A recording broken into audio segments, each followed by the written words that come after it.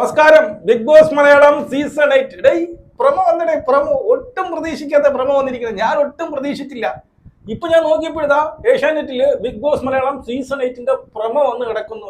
ഇന്ന് ലാലേട്ടന്റെ പിറന്നാളാണ്, അറിയാലോ. ദൃശ്യം 3 ഇന്ന് റിലീസാണ്. ദൃശ്യം 3 ഇന്ന് റിലീസാണ്. ഞാൻ പോയി കണ്ടു. കൊള്ളാം, സൂപ്പർ പടം കേട്ടോ. നിങ്ങൾ എല്ലാവരും പോയി കാണാം. അതിനോടൊപ്പം മറ്റൊന്ന് ഞെട്ടിച്ചുകൊണ്ട് ഈ പറയുന്ന Bigg Boss Malayalam season 8 promo വന്നിരിക്കുകയാണ്. അതിൽ എടുത്തു പറയാനുള്ളത് കോമണേഴ്സിന്, അത് സാധാരണക്കാർക്കാണ് അവസരം എന്നുള്ളതാണ്.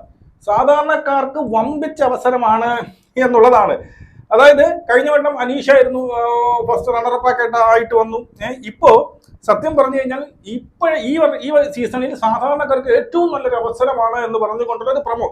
അതിനകത്ത് കുറച്ച് കാര്യങ്ങൾ പറയുന്നുണ്ട്. നമുക്ക് ആദ്യം ഒരു പ്രമോ കണ്ടിട്ട് ഈ ഇടയ്ക്കെങ്ങാനും ഈ ബിഗ് ബോസ് തുടങ്ങുമോ എന്നുള്ളൊരു ഡൗട്ട് എനിക്കുണ്ട്. അതും കൂടി നമുക്ക് ഷെയർ ചെയ്യാം. ഓക്കെ, നമ്മളൊക്കെ ആര് ശ്രദ്ധിക്കാൻ? അതൊന്നും നമുക്കൊന്നും കിട്ടില്ലെന്നേ. നമുക്കെന്താ കാര്യം? നമ്മൾ സാധാരണക്കാരല്ലേ ബ്രോ.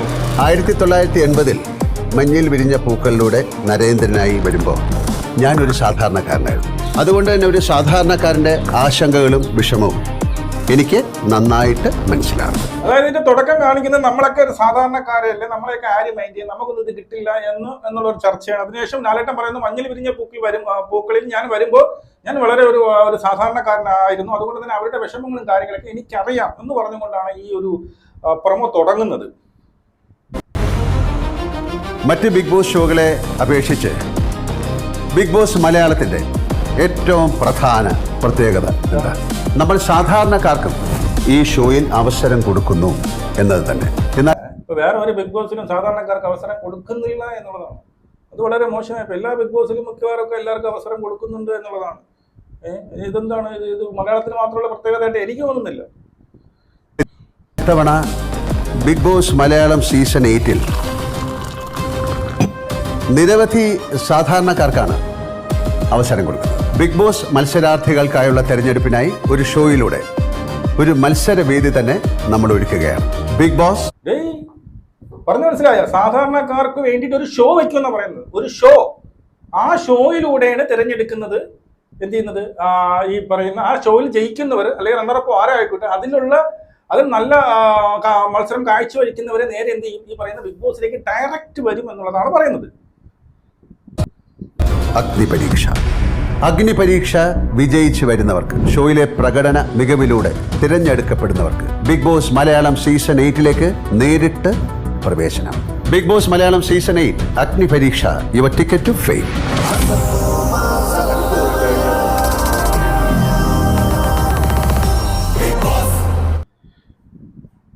മനസ്സിലായ?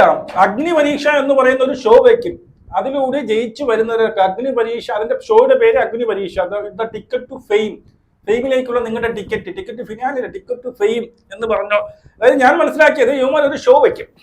ഈ ഷോയിൽ കുറെ സാധാരണക്കാരെ പങ്കെടുപ്പിച്ചുകൊണ്ട് ഒരു ഷോ ആയിരിക്കും. അതിനകത്ത് ജയിക്കുന്നവരോ ഫസ്റ്റ് റണ്ണറപ്പ് ആവുന്നവരോ അങ്ങനെയുള്ള 2, 3 സ്ഥാനം, നമുക്ക് 2 പേരായിരിക്കും. അതിൽ കൂടി അവർ പറയും പോലെ ഒരുപാട് പേര് അതിനകത്ത് കൊണ്ടിടാൻ പോകുന്നില്ല. 2 പേരായിരിക്കും, 2 അല്ലെങ്കിൽ 3 പേര്. അതിൽ കൂടുതലൊന്നും സാധാരണക്കാർ വരാനൊന്നും പോകുന്നില്ല.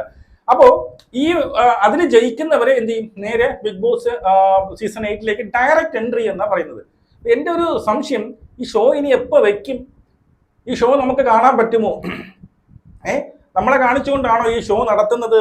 മിക്കവാറും നമ്മളെ കാണിച്ചുകൊണ്ടായിരിക്കും. ഇത് എത്ര നാൾ നീണ്ടുന്നേക്കും?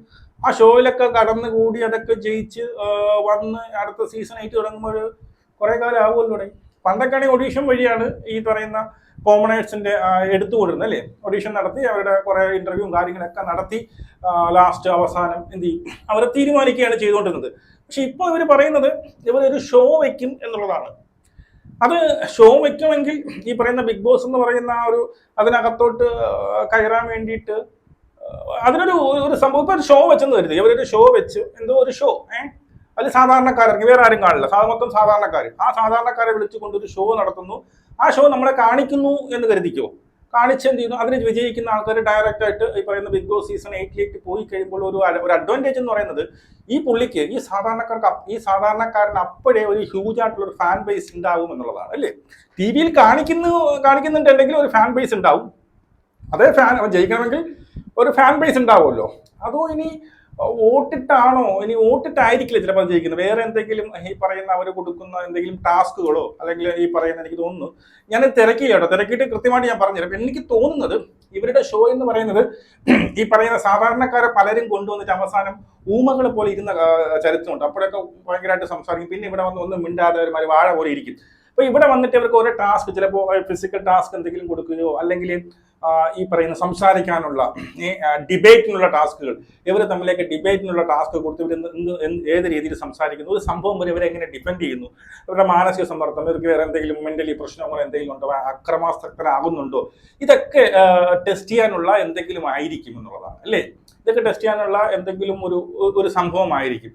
അത് കൂടുതൽ കാലം പിന്നെ എനിക്കൊന്നൊരു 2 മാസം കഴിഞ്ഞ് സെപ്റ്റംബറിലൊക്കെ ഇത് തുടങ്ങുമെന്നാണ് ഞാൻ അറിഞ്ഞത്. അപ്പൊ അങ്ങനെയാണെങ്കിൽ ഉടനടി ഇതിപ്പം എങ്ങനെയായാലും 1 മാസം കഴിഞ്ഞ് ഈ സാധനം തുടങ്ങുള്ളൂ. ഇതിപ്പോൾ ആൾക്കാരൊക്കെ ഇനിയിപ്പം എന്ത് ചെയ്യണം, ഇതുപോലെ റിക്വസ്റ്റ് അയച്ചു, ആൾക്കാരൊക്കെ എടുത്ത് വന്ന് ഷോയിൽ എടുത്ത് എന്തോ എനിക്കറിയത്തില്ല. അപ്പൊ അങ്ങനെയാണെങ്കിൽ സീസൺ 8 എത്ര ദിവസം കഴിഞ്ഞ് തുടങ്ങൂടെ? ഈ ഇടയ്ക്ക് സീസൺ 8 തുടങ്ങാനുള്ള ഒരു ഇതുമില്ല. അതോ ഇനിയിപ്പോൾ 1-2 ആഴ്ച കൊണ്ട് തീർക്കുന്ന വല്ല ഷോയുമാണോ? പക്ഷെ ഇതൊരു നല്ലൊരു പുതുമയുണ്ടല്ലേ. പണ്ടൊക്കെ ആണെങ്കിൽ നമ്മൾ എന്ത് ചെയ്യണം, ആരെ വരുന്നു ഒരു പിടുത്തവും ഇല്ല. ഇപ്പൊ ആണെങ്കിൽ ഒരു കാര്യമുണ്ട്, ഈ ഷോ നമ്മളെ കാണിക്കുന്നെങ്കിൽ ആരാണ് ഈ പറയുന്ന കോമണർ എന്ന് നമുക്ക് നേരത്തെ അറിയാനും പറ്റും ഇല്ലേ. ഷോ ജയിക്കുന്ന ആളാണ്, അവരെ ഡയറക്റ്റ് ബിഗ് ബോസിലേക്ക് പോകുന്നത് നമുക്ക് നേരത്തെ അറിയാൻ സാധിക്കും എന്നുള്ളത് അതും വേറൊരു പുതുമയാണ് അല്ലേ. നമുക്ക് നേരത്തെ അറിയാൻ പറ്റുമല്ലോ. ഈ ഷോ ഇനി കാണിക്കുമോ ഇല്ലേ എന്നുള്ളതൊന്നും എനിക്ക് അറിഞ്ഞൂടാ. അതായത് ഇവർ മാത്രം ഇരുന്നു കൊണ്ട് എന്തെങ്കിലും ഷോ നടത്തുമോ, അങ്ങനെ ആവാനും ചാൻസ്. എന്തായാലും സംഭവം കൊള്ളാം. ഈ പറഞ്ഞതുപോലെ ഒരുപാട് പേർക്ക് അവസരം കിട്ടും എന്നൊന്നും എനിക്ക് പ്രതീക്ഷയില്ല. 2-3 മാക്സിമം ഒരു 4 പേര്, അതിനപ്പുറമൊന്നും കോമണേഴ്സിനെ അവർ എടുക്കത്തൊന്നുമില്ല. പിന്നെ ഒരു പ്ലസ് പോയിന്റ് എന്ന് പറയുമ്പോൾ എന്താണ്, ഈ വരുന്നവരൊന്നും വാഴകളായിരിക്കില്ല എന്നുള്ളത്. ഈ ഇവർ നടത്തുന്ന ഒഡീഷനിലും കാര്യങ്ങളൊക്കെ ഭയങ്കര വാചാലമായിട്ട് ഇപ്പോഴുള്ളവർക്ക് അറിയാം എങ്ങനെയാണ് ഒഡീഷൻ നടക്കുന്നത്, എങ്ങനെയാണ് ഇന്റർവ്യൂ വരുന്നത്, എങ്ങനെയാണ് ഇന്റർവ്യൂവിൽ ക്വസ്റ്റ്യൻ ചോദിക്കുന്നത്, ആ ഇന്റർവ്യൂവിൽ എങ്ങനെ നമുക്ക് മറുപടി കൊടുക്കണം എന്നൊക്കെ കൃത്യമായിട്ട് ഇപ്പോഴുള്ളവർക്ക് അറിയാം. അതുകൊണ്ട് തന്നെ ഈ ഇന്റർവ്യൂ ചെയ്യുന്നവർക്ക് തന്നെ കൺഫ്യൂഷനാണ്, ഇവൻ അവിടെ ചെന്ന് അങ്ങനെ പല അബദ്ധങ്ങളും ഇവർക്ക് പറ്റിയിട്ടുണ്ട് എന്നുള്ളതാണ്. അപ്പോൾ ഇനി ഇങ്ങനെ ഇന്റർവ്യൂ എടുത്തതിന് ശേഷം, ഇതിലും ഇന്റർവ്യൂ കാണും, ഷോയിലോട്ട് കയറാൻ വേണ്ടിയിട്ട് ചെറിയൊരു ഓഡീഷനും കാര്യങ്ങളൊക്കെ കാണും. അത് കഴിഞ്ഞിട്ട് ഈ ഷോയിലേക്ക് കയറ്റിയിട്ടിട്ട് എനിക്കൊന്നും ബിഗ് ബോസിനെ പോലെ തന്നെ ഒരു സിറ്റുവേഷൻ, അങ്ങനെയുള്ള ഒരു സംഭവം കൊടുത്തിട്ട് ഒരു ഡിബേറ്റിനുള്ള അവസരം കൊടുക്കുന്നു, ഒരു ടാസ്കിനുള്ള അവസരം. അപ്പൊ അങ്ങനെ പല ഈ ഏതൊക്കെ നമുക്കറിയാലോ, ബിഗ് ബോസിനകത്ത് പോയി കഴിഞ്ഞാൽ ഏതൊക്കെ പ്രതിസന്ധികളെ നേരിടേണ്ടി വരും, അതുമായി ബന്ധപ്പെട്ട ചില ടാസ്കുകൾ കൊടുത്ത് അതിൽ വിജയിക്കുന്നവനെ എന്തായാലും ബിഗ് ബോസ് മലയാളം സീസൺ 8 കൊണ്ടുവരും എന്നുള്ളതാണ് പറയുന്നത്. എന്തായാലും കൊള്ളാം സാധനം. നിങ്ങളുടെ അഭിപ്രായം കമന്റ് നമുക്ക് കൊടുക്കണം. ശരി.